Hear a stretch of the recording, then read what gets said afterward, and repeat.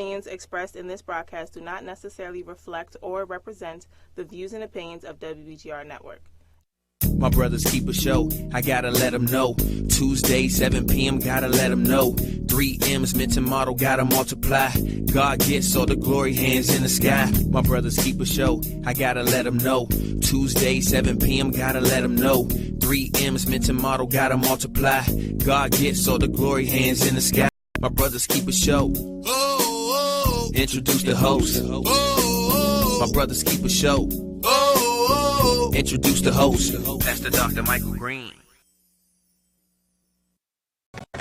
Hello and welcome back to another Breakfast Mojo. I'm your host, Comedian Coy, and we're about to eat some breakfast. So come on, follow me. It's already set up. This is what I heard, so I have no idea what's expected. All I know is it's breakfast food, so let's see what it is. I have no idea what it is, folks. No idea. No idea. Here we go. Oh, wow, look at this. Legends. Okay. They got the thing all set up here. It's chicken and grill. So we're going to see what the chicken is right now on the Breakfast Mojo. What do we have here? Chicken. And what else do we have here? Okay, waffles. Okay. So the chicken kind of threw me off because I'm like, it's breakfast. Hello, this is the Breakfast Mojo. Chicken and waffles. Got my syrup here. Should have been blindfolded when I was doing this breakfast. But let's see what it's like here. Wow, looks good. It cuts easily. Got a little white powder on it. Some butter. Okay, here we go. All right, let's see what it's looking like. At least you could have had the fork and the knife match each other. You know what I'm saying? But it's okay. Let's see what it's like here. Here we go. Not bad at all. Not bad at all. Let's see what the chicken is like here. Got, some of y'all are saying, why don't you just pick it up and eat the thing? You know what I'm saying? Okay, here we go. So we got the...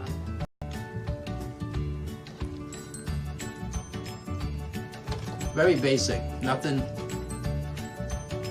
fantastic. I wonder if I can do 2 reviews. One for the chicken and one for the waffle. I actually like the waffle. I think the waffle is very good. The waffle is the batter is very, what do you say? A little bit on the sugar side. The chicken, on the other hand, could be a lot better. I'm not really happy with the chicken as much. I don't think the chicken actually makes the waffle any better. I think the waffle actually complements the chicken. You know what I'm saying? So for my review, I will say breakfast brilliant for the waffle and breakfast blah for the chicken. If I were to do it separately. So that's all the review that we have. Thank you so much for tuning in. Look, what is your favorite waffle place? Do you have a chicken and waffle spot that you normally go to that you can recommend? If you do, write it in a comment. Let folks know, okay? Don't forget to subscribe. Breakfast Mojo. Take care.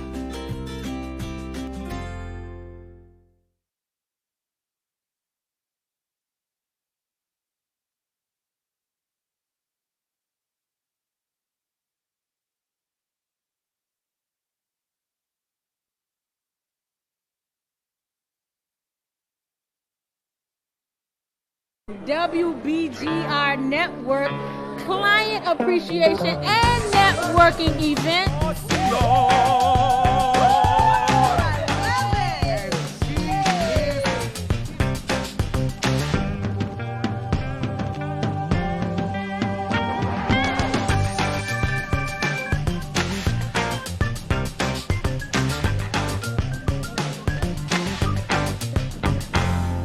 What have you gotten out of this Appreciation Day today?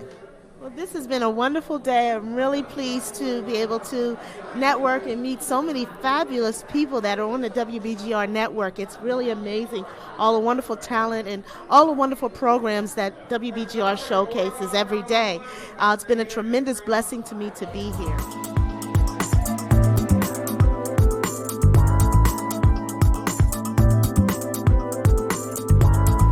The bright white canvas is sitting in front of me that's blank, and I get frustrated because I can't think of any images to make. I'm discombobulated, trying to find the right words to get articulated, speech becoming modulated. I guess what I'm trying to state is I'm tired. This is the moment where you do the little snaps on there, because this needs...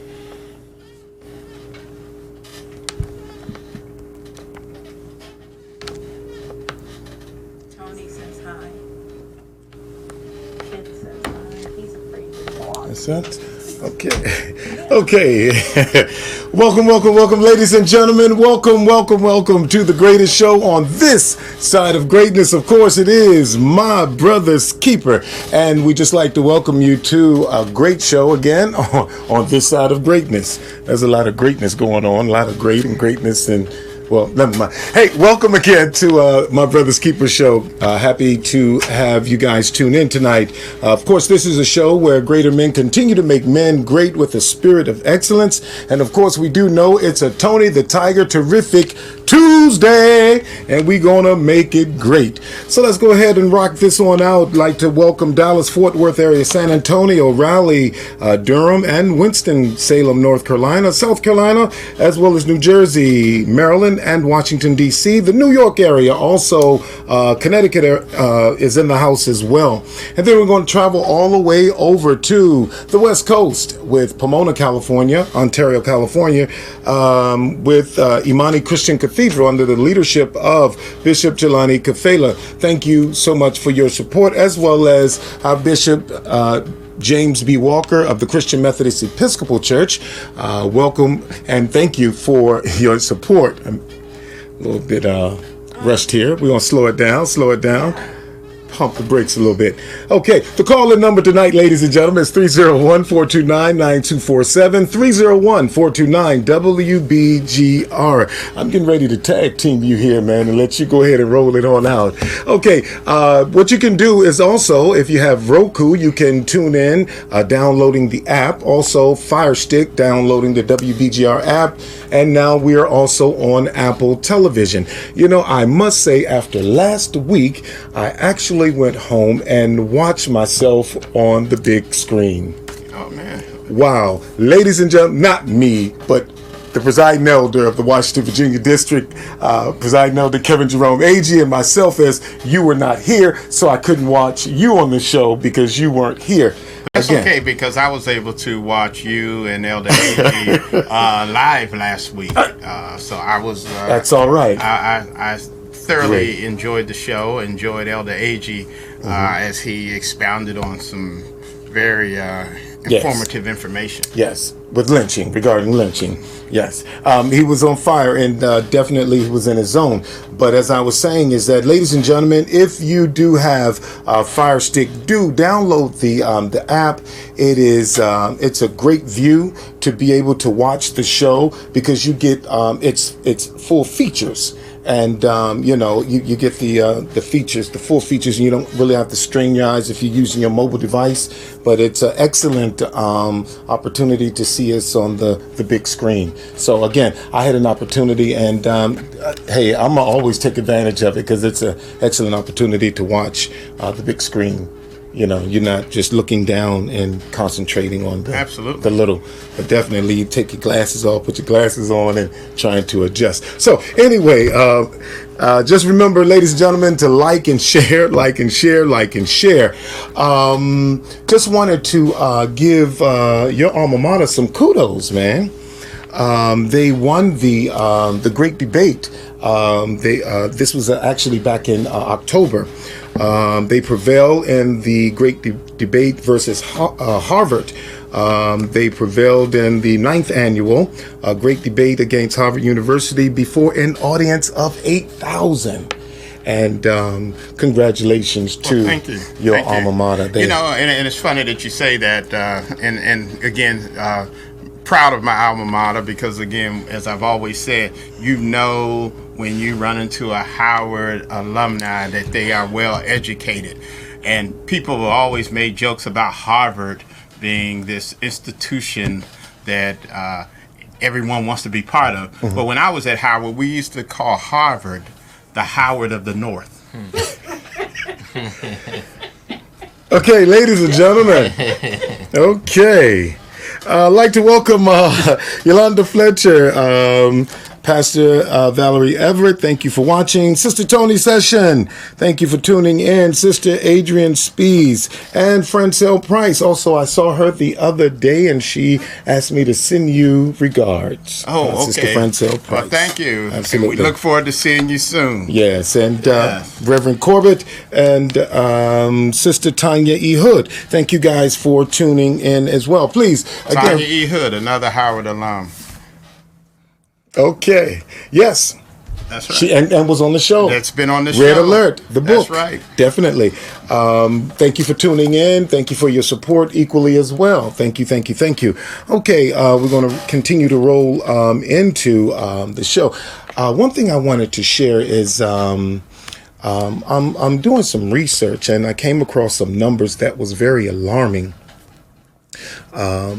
It's every by the time a young black girl gets 16, it's like 60% of them have been molested, and it just really just it just did something to my heart when I saw those numbers. And one thing I wanted to share with our listening audience is the men, is that we as men have to really be on the wall for our community, and especially our women and our children, our girls. But to look at the numbers to say by the time a young black girl gets 16, 60% of them have been touched, molested, damaged, and that's very hurtful, and my heart just, it bleeds for our community that go through that type of hurt and pain. And that's not even counting the ones that now it's like these alarming numbers. Our young children are being abducted from our communities and sold into the human trafficking ring. So again, we as men, we have to be more vigilant and standing on the wall and just safeguarding our communities. Right. Yeah, I really just needed to just put that out there. So again, when men stand, man, we can be great at so many things. So let us be great as the elders of our community. Okay. All right. So right now I'm going to turn it on to Dr. Brian Champion. Welcome back this week. Yeah. You were missed last week. Well, but, man, I missed being here. I tell you, and I had done so well. Yeah, right? you were like on a streak too, man. I had been like 8 weeks in a row. And then to miss last week, and, yeah, that just... And I'm going to miss next week. Yep. But... you on a roll. So, but So you talk about consistency, right? But the thing is, and I really enjoy doing the show, but I also recognize there are other things that we're called to do and have to reach out and get away for a few days to handle business of our community. Yes. And so last week I was teaching, and next week I will be at Lane College. Yes.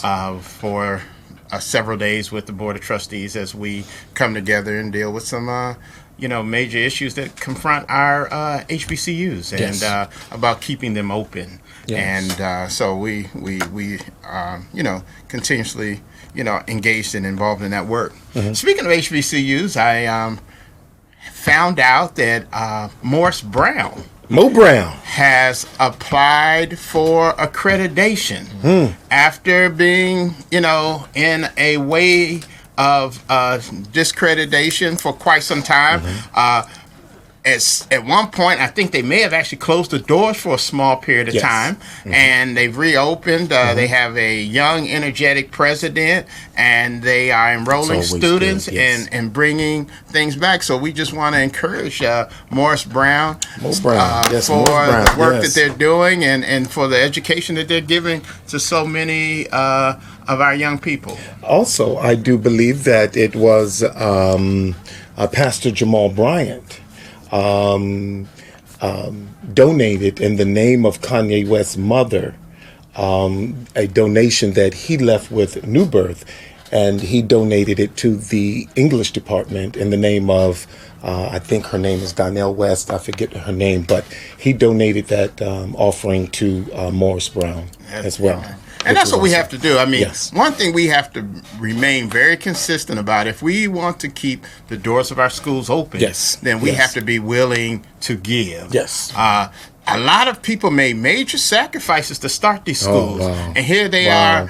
are, 150 years old, and now struggling because graduates in the community aren't sticking with Yes. it, and ensuring that we keep our doors open. Now, for some of our HBCUs, which are state schools, you know, they do have an influx of state cash, Yes. but they're still not even receiving equal funds at times that some of our, of their sister schools in the same state. Yes. You know, and I guess even here in Maryland, there's a current lawsuit with the 4 HBCUs have filed against the state regarding some perceived mistreatment around how they haven't received the money Yes. that the majority schools have received. But it's up to us. We can't wait for the government. Yes. We can't wait for industry and Absolutely. corporations to fund our schools. Absolutely. You know, we have to get back to the basics of giving. And giving to our institutions, because those are some of the last things that we still own. Yes. Yes. Very powerful. Did you want to make a plug for school you're going to, Miles? Well, Tulane, I'm sorry. I'll make a plug for every HBCU. I mean, certainly you can send your money to Lane College. I'd be happy. You know, you can put Brian Champion in the hashtag so that they know that it's coming. Or you can put My Brother's Keeper in the hashtag just so that they know that that's where giving comes from. But all of us have to begin to use our resources of not just our pockets, but we have individuals who can contribute and give to our schools, because ultimately our world needs a workforce that's educated and skilled.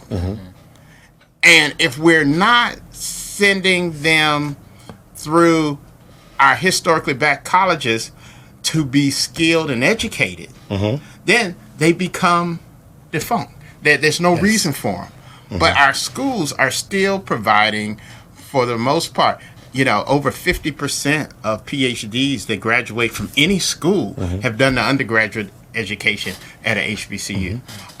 And we see some other numbers, like I think 90% of judges, of African-American judges, have done their undergraduate work at a HBCU. And so what we give to the world, and I'm not saying what we give to the black community, but what we give to the world and in education is countless. But we have to continue to keep those doors open. Absolutely. I concur.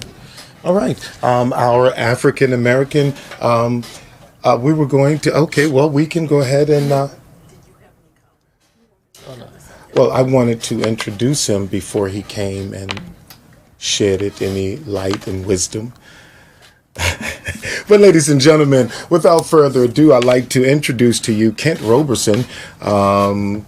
He is the Prince George's County Democratic Central Committee for District 25 at large. And welcome. Happy to have you here this evening. And of course, ladies and gentlemen, you know that we are voting today.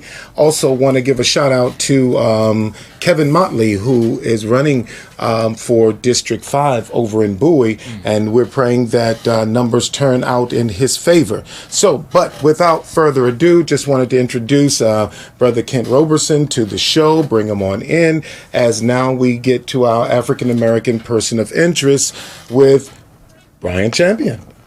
Well, you know, today I kind of shifted in a different focus. I mean, oftentimes I will look at people who are maybe not as known and some of their contributions, but today we have someone who I hope his name is on the tip of everyone's tongue. And with a new movie that's just recently been released called Harriet, I thought that it would be a wonderful time to just talk about Harriet Tubman today. Known as Moses because of how she was able to help people leave bondage and get to the promised land. But Harriet Tubman was born Arminta Ross in 1822 from Dorchester, Maryland, which is kind of in the Cambridge, Maryland area. I had to look that up because I wasn't familiar with that county. And so that is where she grew up. She was born into slavery. She escaped slavery and then later led 13 missions to rescue approximately 70 enslaved people, mostly going back at the beginning to get families and friends, using a network of anti-slavery activists and safe houses known as the Underground Railroad. So we know her for this, but one of the things that, and I remember this from elementary school, the discussion of how as a young girl she was hit in the head by an object and how that affected her even into her adult life. And she would have these blackouts and she would be in pain and she still did the work.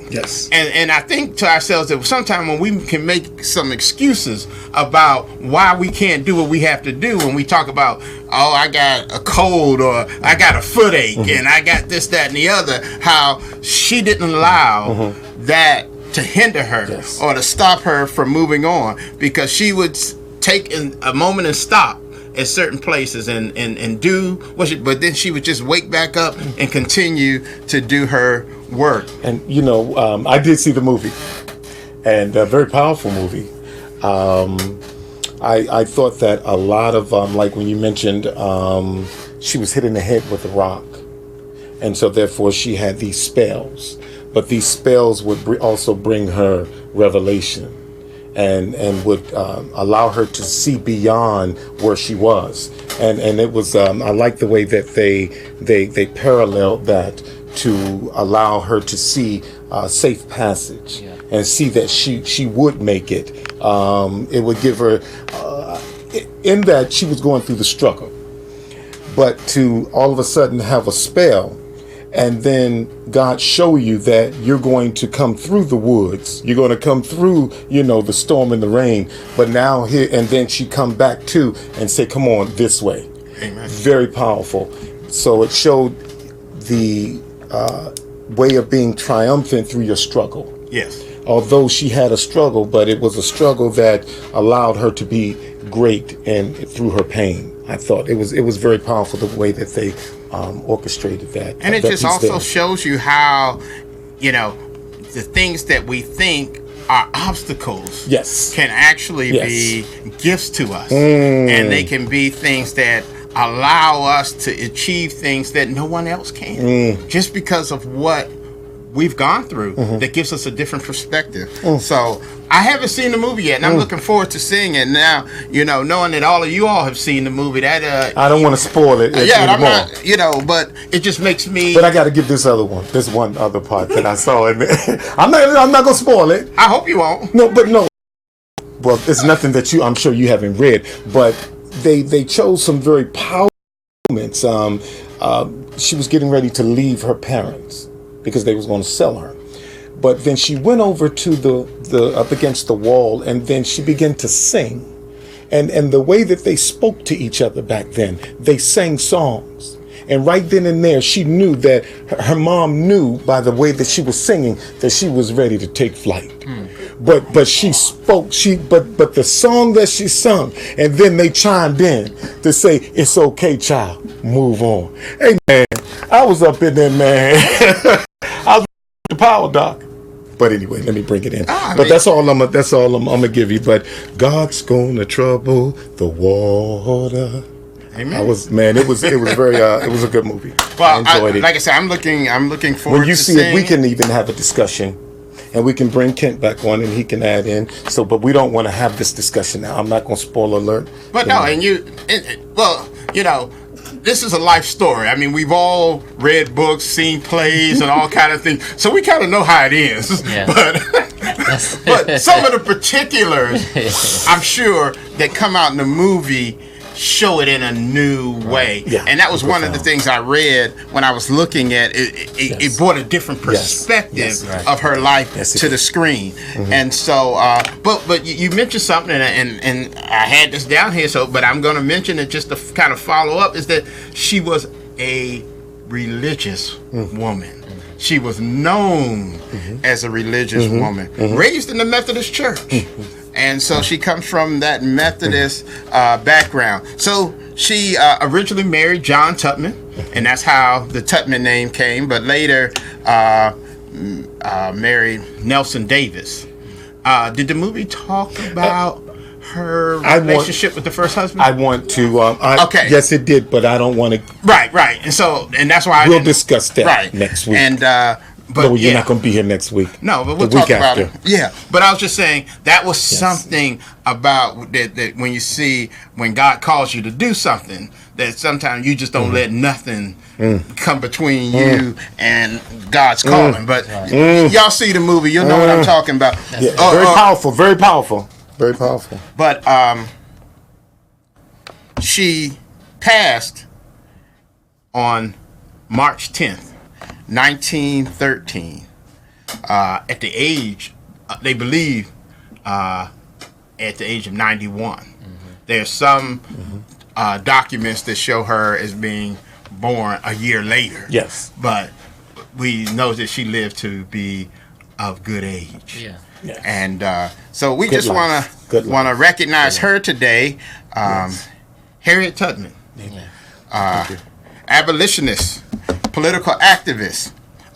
Can I say one more thing about her? You see, we talk about those things, but during the Civil War, she served as a armed scout, and a spy, for the Union Army. And sister was bad, man. She also was an activist during the women's suffrage movement. So we just want to recognize her as that she was all in it. You know. Sold out. That's what happens when you sold out, man. That's right. So, Harriet Tubman. Thank you, brother. Our Black History person of interest. Harriet Tubman. Yes. Nelson. Harriet Tubman Nelson. Okay. No. Google Harriet that. Tubman. No, because her second. Did I mention the second host? Well, actually, it was Davis because his name was Nelson Davis. Nelson. Okay. Yeah. Pastor Burton, thank you for tuning in. Sister Lula Claiborne, thank you for watching. And Presiding Elder A.G., thank you for tuning in. We got Dr. Champion over here, I'll keep him in check for you this evening. But thank you for tuning in. Ladies and gentlemen, without further ado, I'd like to bring to the forefront a gentleman, a scholar in his own right, Brother Kent Roberson.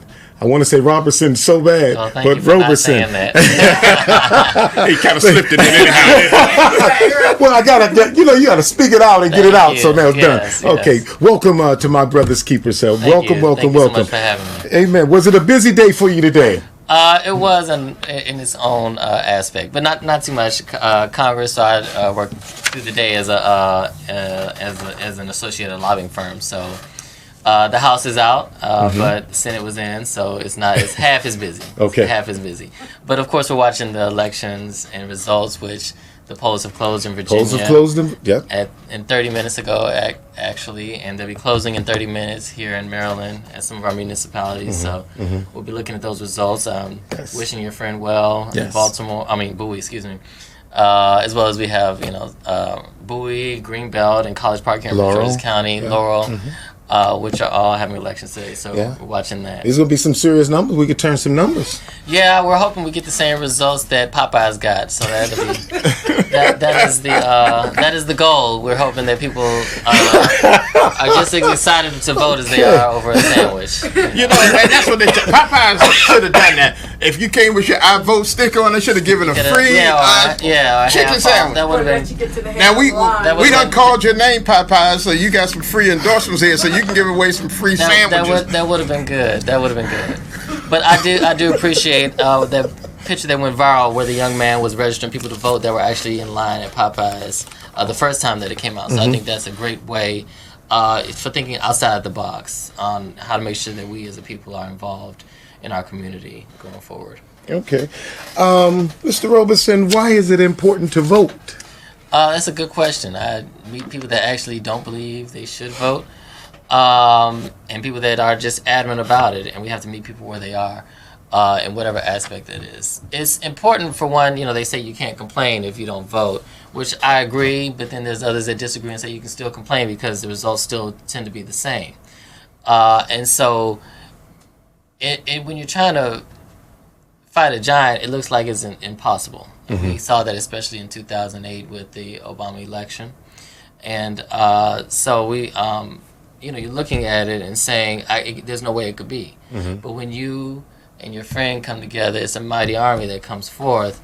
I would say one can put 1,000 to flight, but 10 could put 10,000 to flight. It's just the same thing where it's amazing what that one extra person can do, know. Or is it 2 to 10,000? I got the first. Right. 2 to put 10,000 to flight versus the one. So you're paying attention in Sunday school. Yes, Wesley Seminary is doing good. I'm trying. Synergy. Yes.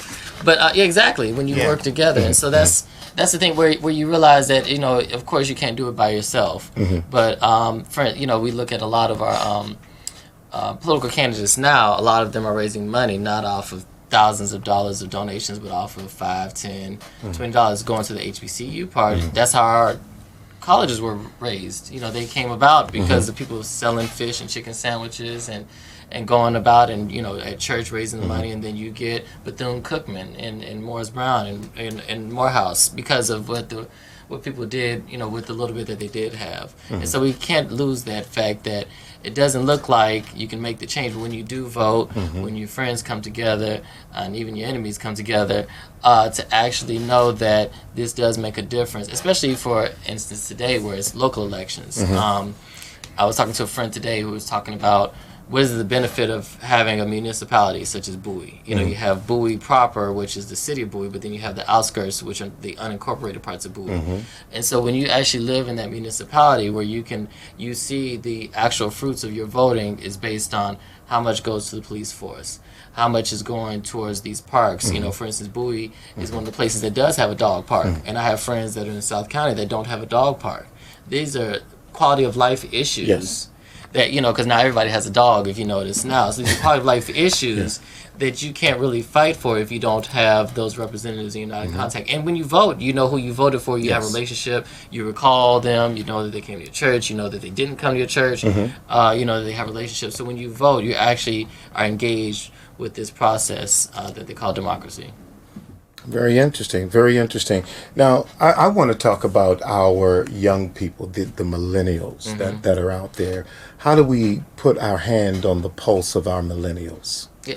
And I think, so even though I'm considered a millennial, I hate the term for one, but I don't, but I understand the need to use it. But I understand the need to use it, just, we want to categorize and say in general terms. And I think, for one, the issue is listening. I think that's where we really miss out on the fact that we don't listen to one another.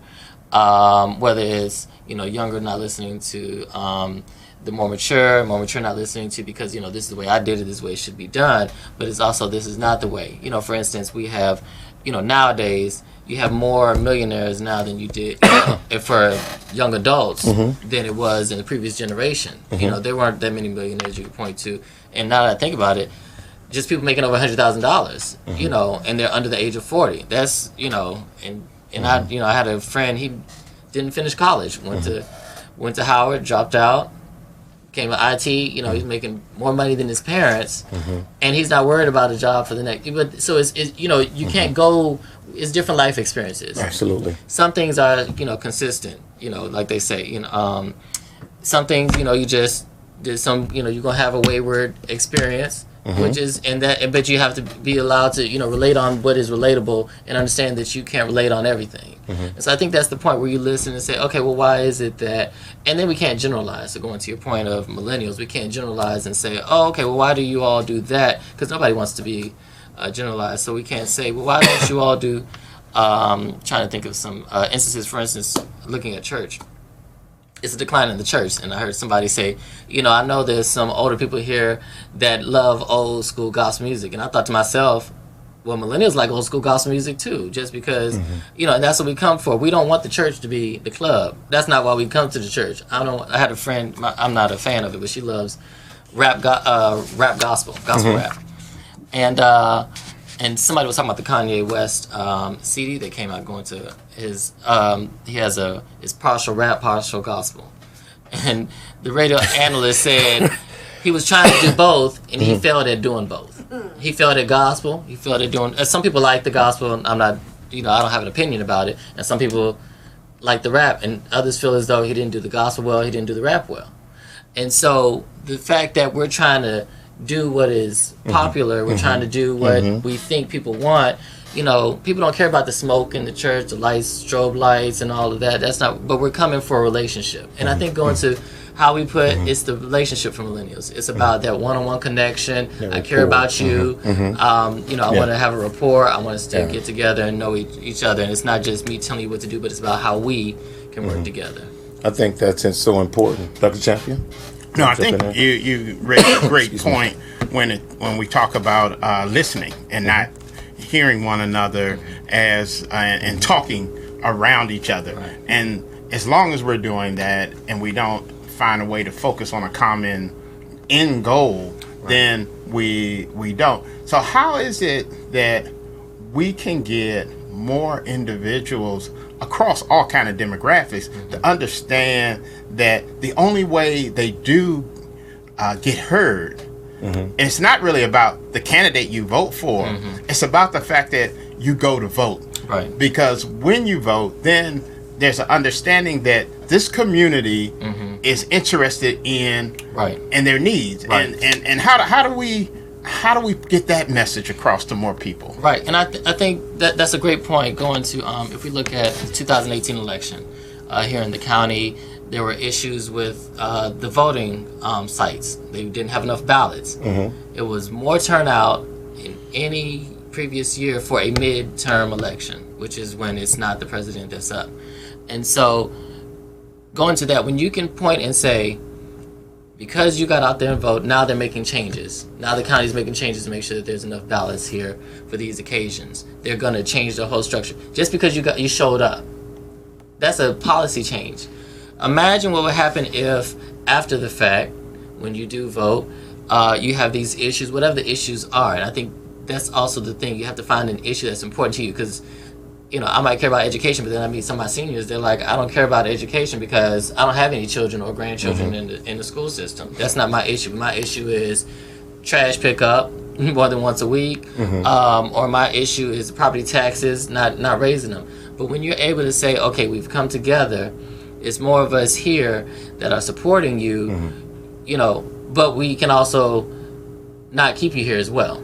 And showing the numbers in the aspect of, okay, we all have this common thing, but whatever the issue is, if all of us have an issue with it, imagine what the detriment is to you in your political career. Because that's what that's what we as elected officials care about, is our political career, because it's self-preservation. But we also want to be here to serve. And so if we're not, what's the word I'm looking for? Effective in our serving, and we hear from you, then we know that, okay, there's an issue that needs to be addressed, especially when we hear from more than one. So I think that's the point of, okay, I'm going to do this, I need you to follow up, and especially because we all live in the same neighborhood, community, whatever it is. Right. Well, I think in order to be effective, I think that's where the success is. So if you don't have the success as a result of not being effective, then you're defeating the whole purpose. Right. We recently lost Elijah Cummings. Yes. And now John Conyers. What are your thoughts on the impact that has? It's amazing when you can actually see people that have transitioned, that you actually had a relationship with, are familiar with, have met, especially as we get older. Just personally, I feel like I go to more funerals now, and I'm not even that old, but I feel like there's more, just because we're losing so many greats. And we see a transition taking place where we're looking, for new leadership, and so it creates a vacuum where somebody has to step in that role, but there is also a different role taking place. So it's not the same traditional leader that we had where we can point to and say this is who we go to. Usually it was in the church that we would point to, and somebody that was but now it's organizations that have a common thread and that are saying we want this issue, and somebody rises out of that.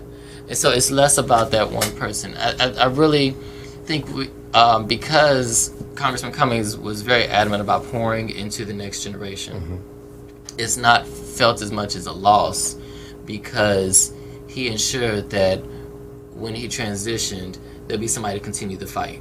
And I think that's what we also have to, going back to that relationship, to the next generation, making sure that there's knowledge, shared knowledge, to ensure that somebody is there to carry that mantle.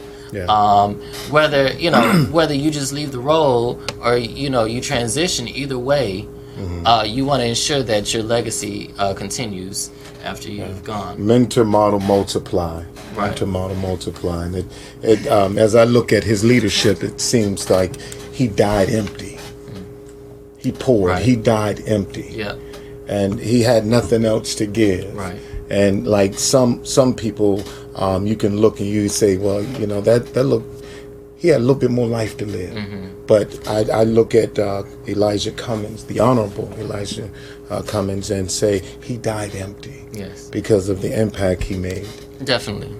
And I mean, and you could see, just because of the respect that he got, no matter what generation, you have some senior leaders who only people that really acknowledge them are people within their age group. But because of the work that Congressman Cummings did in the community, it didn't matter what generation you were from, you still felt the impact and loss of his transition. Yeah. May you rest in peace. And I just want to follow up on what you're talking about. It's an important thing for us to focus on. In politics, we look at it in church sometimes, but not always. And that's the whole piece of succession planning.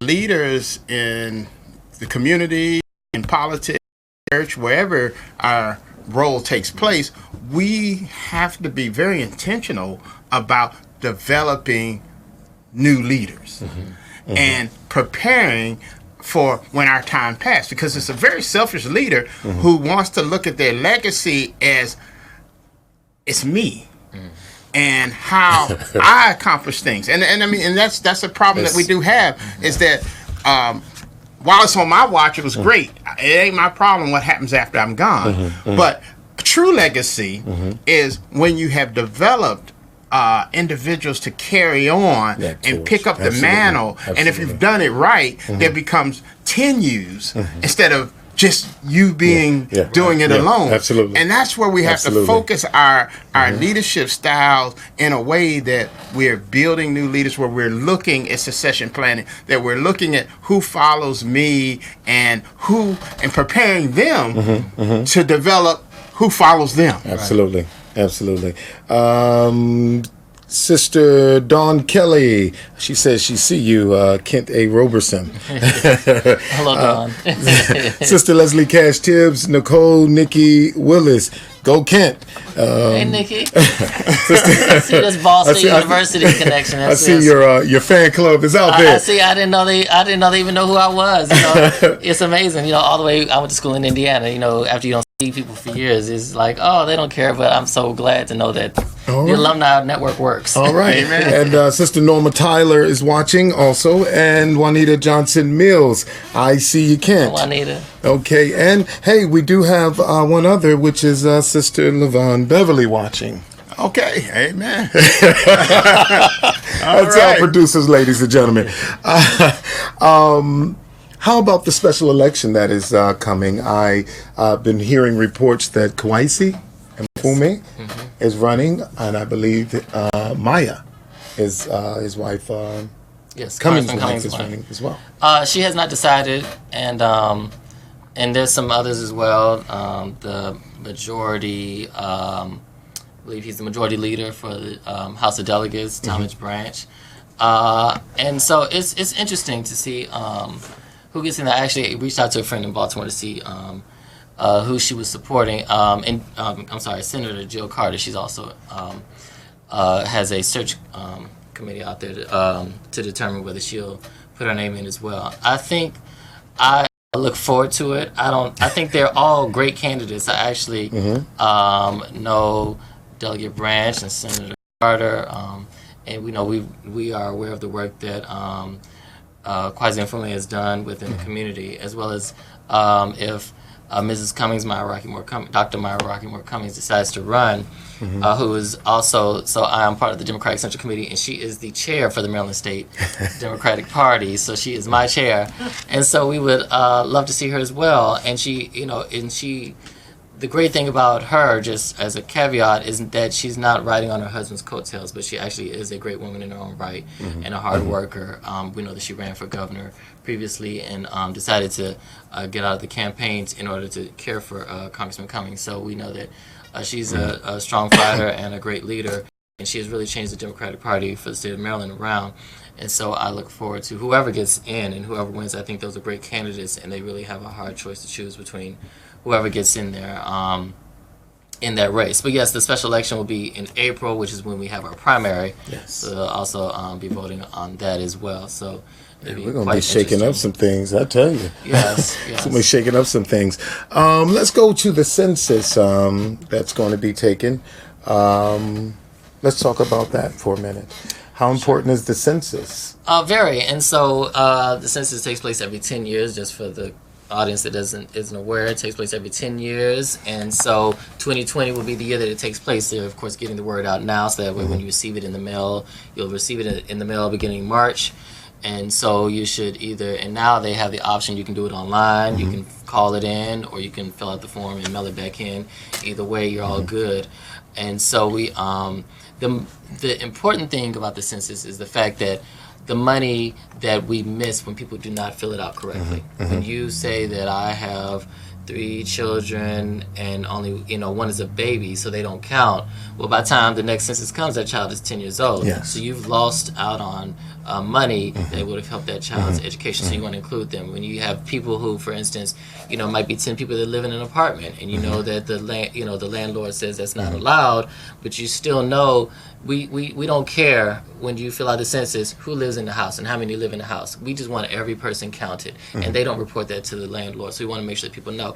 And it was, it came out that for every year in Maryland, we lost $1,825. So over 10 years, it's $18,250 per person. And so imagine, you have 10,000 people that were undercounted, which I think that is what they're guessing for Prince George's County. You've missed out on about $190,000 over that 10 years. And you think about what the impact is over those 10,000 people who are on your roads, they're using transportation, they're using your schools, but the money that we get from the federal government is not coming back into our community. So that's why it's important to us to ensure that we fill that out so that everybody is counted. We want to make sure that the impact is felt within our, and it's really by design that for our communities that are socioeconomically challenged, those that are racial minorities, they need to be counted, especially because we need the resources the most.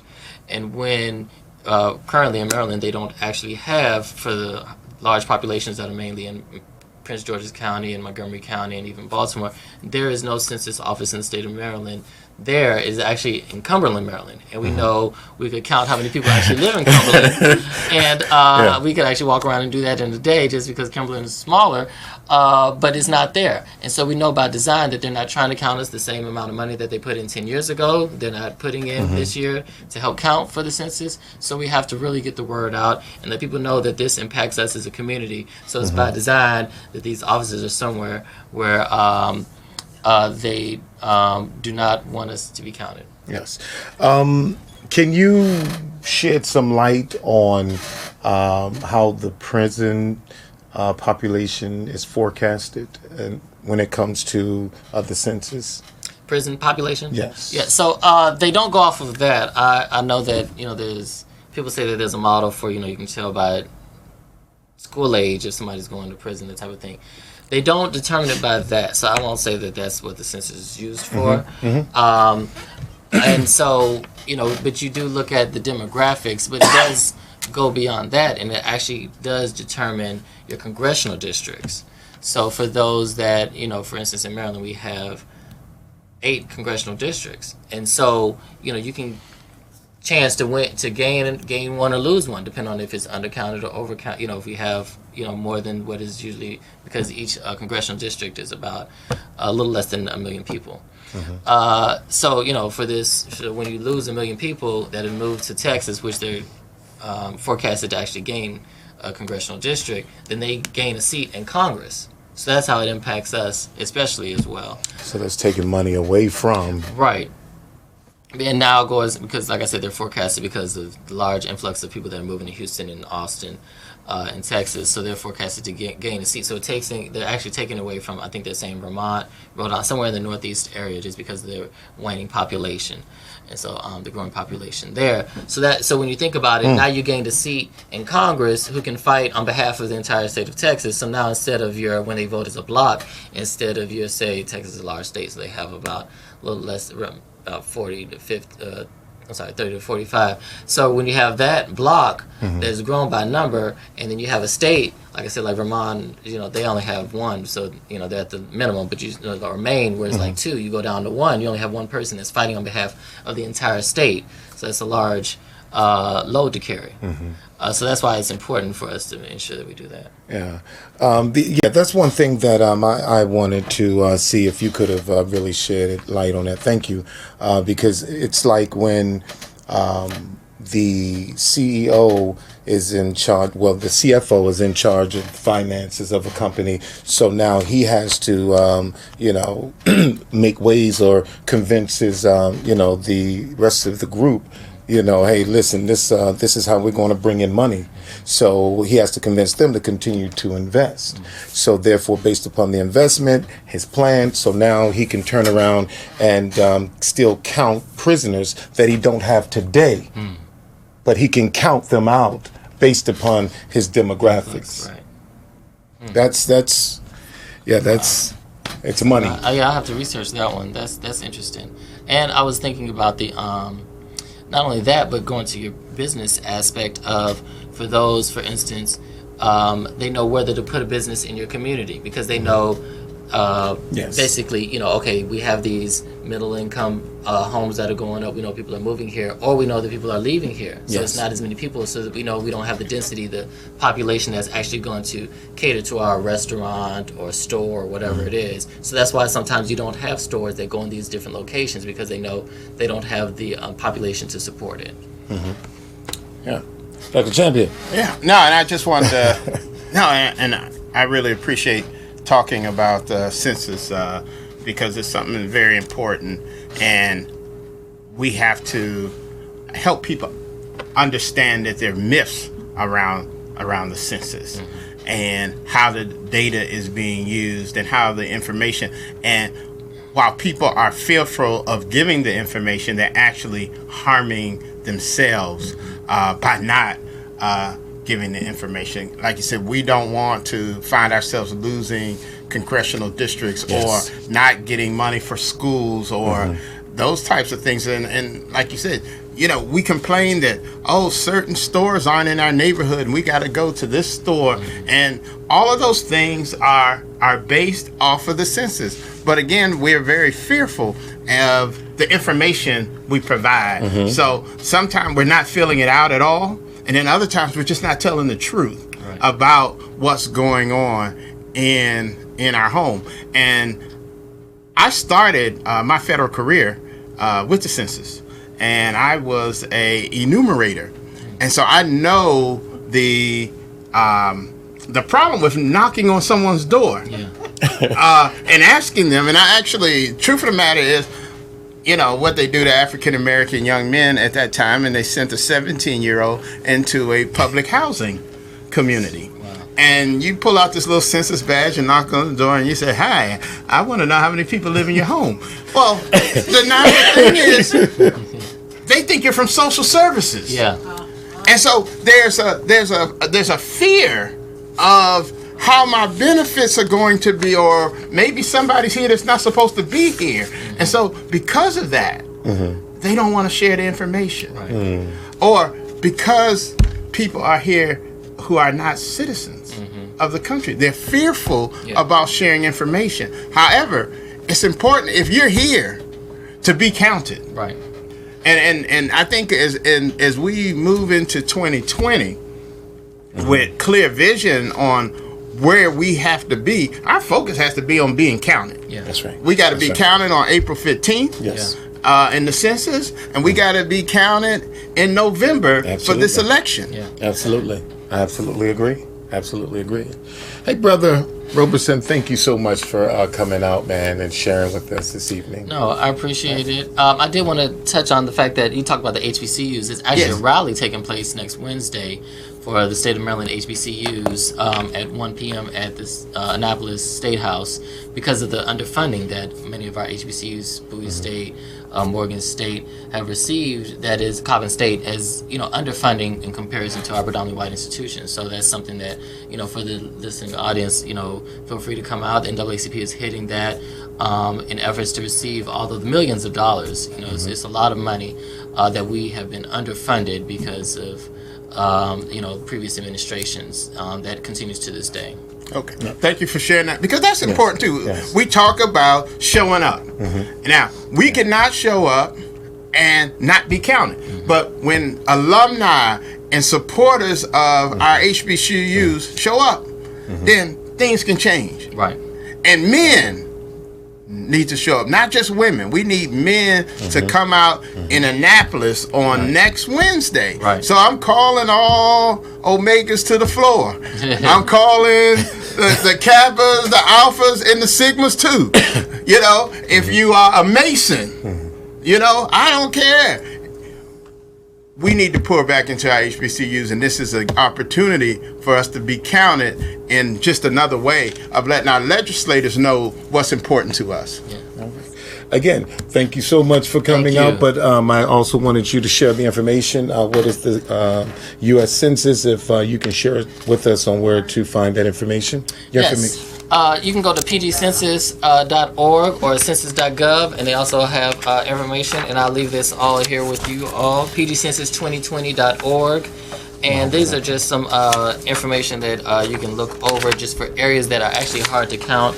And going to the point, we want people to know that they can feel free to, please do not worry about your information being shared with social services as to who's in the house and who's not in the house. Because that cannot be disseminated outside of census. So we want to make sure that people do that as well. All right. And while you're going looking at census, I just want to mention, they are hiring. Yes. They need temporary employees to help in this counting. So not only do we want you to fill out the application, but we want you to also work in support of the census in order to ensure that our people are being counted. So you can be an advocate for those who have concerns about the whole census process. Hey, I was just sitting here reading this, and it says claim your residency. In 2010, Prince George's County had an estimated 2.3% undercount rate, according to the U.S. Census Bureau. See a map of hard-to-count areas. And the information is right there as well. But who is hard to count? Young children, non-English speakers, homeless populations, undocumented immigrants, multifamily units, veterans, special needs populations, racial and ethnic minorities, and our LGBTQ. And that plus sign is here. Those are hard to count. And then on the other side, they have some hard to count areas. So again, we're going to get this information on the thread. So again, we can watch this. But thank you so much for coming out and sharing this information with us. Greatly appreciated. Hey, ladies and gentlemen, our time is up. We definitely thank you for yours. And remember, you can catch the rebroadcast of My Brother's Keeper and Your Vote Counts and Matters on our YouTube channel, My Brother's Keeper. So remember, when good men stand together, we become greater. We are our brother's keeper, and see you on the other side of greatness. God bless you. See you next week. I gotta let them know. Tuesday, 7 p.m., gotta let them know. 3 M's meant to model, gotta multiply. God gets all the glory, hands in the sky. My brothers keep a show, I gotta let them know. Tuesday, 7 p.m., gotta let them know. 3 M's meant to model.